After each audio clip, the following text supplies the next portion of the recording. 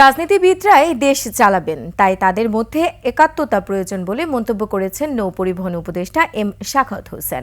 সকালে ভোমরা স্থলবন্দরে বন্দর কর্তৃপক্ষ ও ব্যবসায়ীদের বিভিন্ন সমস্যা এবং সমাধান নিয়ে আলোচনা করেন তিনি। সভায় অংশগ্রহণকারীরা বন্দরের কার্যক্রম আরও দ্রুত ও সুষ্ঠুভাবে পরিচালনার জন্য বিভিন্ন প্রস্তাব তুলে ধরেন।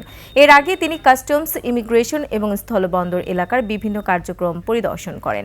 ইতোমধ্যে সব রাজনৈতিক দল একত্রিত হয়েছে উল্লেখ করে তিনি বলেন, সেই পথেই আমরা এগুচ্ছি। রাজনীতিবিদদের মধ্যে ঐক্যমত না হয় তাহলে জাতীয় যে পথ নির্ধারণ করার কথা সেটা তখন এলোমেলো হয়ে যায়। এক দল একরকম বলবে, আরেক দল অপোজ করবে।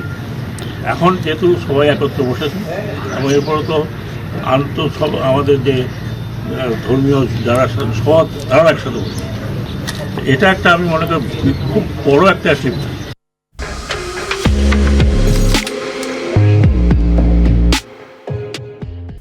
আগামী বছরই রাজনৈতিকভাবে নির্বাচিত সরকার দেখবে জনগণ, এমনটাই জানালেন পরিকল্পনা উপদেষ্টা ওয়াহিদ উদ্দিন মাহমুদ।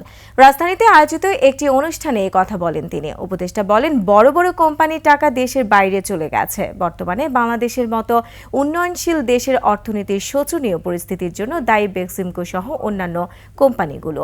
টেকসই উন্নয়নের জন্য বাংলাদেশকে বাজার ভিত্তিক অর্থনীতির দিকে এগোতে হবে বলেও মন্তব্য করেন তিনি।